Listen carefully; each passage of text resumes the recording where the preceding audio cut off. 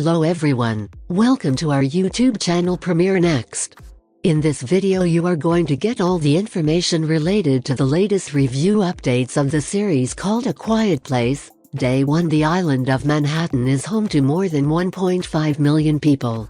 The two main topics of A Quiet Place, Day 1, are Lupita Nyong'o plays stage 4 cancer patient Samira, and Joseph Quinn, who plays Eric in the television series Stranger Things, is a stranger she meets while traveling far from home when the noise-sensitive aliens crash land in New York.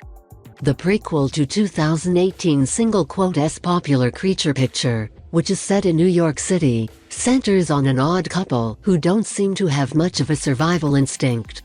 This is likely the reason writer-director Michael Sarnowski chose to give Samira a cat named Fredo.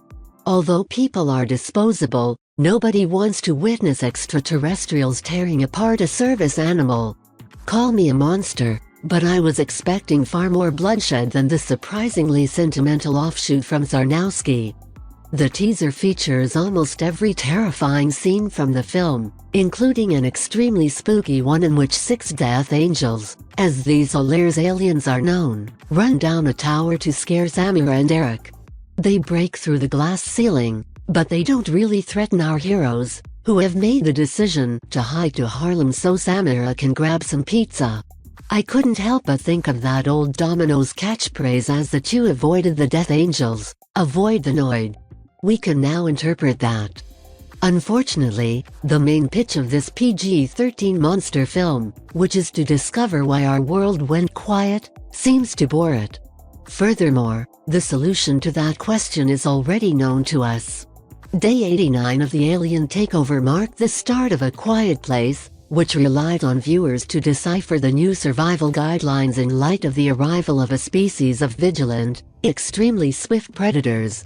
Actually, John Krasinski's fantastic sequel to 2020 skipped ahead more than a year in the Quiet Place timeline and instead went back to Day 1 to show the chaos the aliens' entrance wrought for gullible humans. Theoretically, Day 1 offers a more comprehensive examination of the chaos, but it falls short of that promise. The majority of the action takes place off-screen, and not even the authorities make an effort to retaliate. I had the following query during A Quiet Place Part 2, which Day 1 sort of raises but doesn't fully address. What food do these Noid's Death Angels consume? They don't stay to eat their victim. Instead, they kill almost anything that moves. This sounds like a very ineffective tactic, though I assume that in the past, Americans killed buffalo for amusement and left their remains scattered across the plains. How about felines? Is Fredo actually in danger at all? For those who are interested, Sarnowski included a difficult-to-understand sequence in which 3 aliens consume what appear to be feathery ovomorphs from the movie Alien. This could be the reason behind the Death Angels' ferocity. Earth doesn't have the snacks they need, and they didn't bring enough for their interstellar journey. What, though, are they hoping to achieve?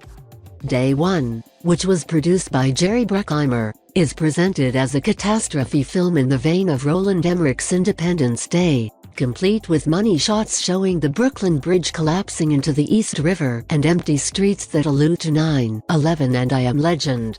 Who went where? Day 1 gives the impression that only a few hundred people live in Manhattan. Without a certain, New York would be teeming with people, spilling out of the tall buildings and onto the streets, or else duking inside their apartments. The city is a ghost town on the first day of the invasion.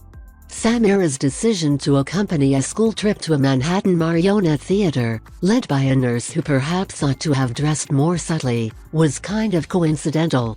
The aliens target the humans who make the most noise as soon as they land. You're toast if you scream. If you cry out for your kid or missing partner, a Death Angel will undoubtedly appear from behind the screen and tear you in two. The movie's sound designers, in contrast to the characters, use low tones to create a rumbling sound that allows IMAX and 4DX viewers to physically feel the onslaught happening off-screen. Military helicopters swoop overhead, broadcasting commands to keep silent as Samura hides out in the marionette theater with a group of strangers, including Jimin Hansu, the film's only link to the previous installment. Avoid going across bridges. Proceed with caution to the South Street seaboard, where rescue vessels are waiting to pick up passengers. Samura and Ferdo travel to the south, while an oddly tiny group of survivors head that way. That pizza is what she wants. Insightful performer Nyong'o is battling a prickly and possibly off-putting character, which is an interesting way to approach someone who undoubtedly seems like an empathy magnet on paper. However, it isn't how she portrays Samura. When faced with the probable extinction of her species, Samura first displays little desire in surviving. Day 1 is, in a sense, about witnessing someone who had all but given up find something worthwhile to fight for. Ironically, despite everything, she is even more dedicated to keeping her cat safe, even though it seems unlikely that the pet will draw the wrong type of attention. Eric is located by Fredo, who then guides him to Samura. Though a more understanding audience could find heartwarming this nothing-to-lose bond between two lonely souls, what writer-director Laureen Scafaria called seeking a friend for the end of the world, their immediate bond appears forced. To his credit, Sarnowski conducts a few of suspenseful set pieces. However, Sarnowski ends up prioritizing sympathy over suspense, so there aren't quite enough of these for a film set in the Quiet Place universe. Just contrast these films with the greatest zombie franchise of the century. A Quiet Place is comparable to 28 Days Later in terms of its captivating, upside-down environment.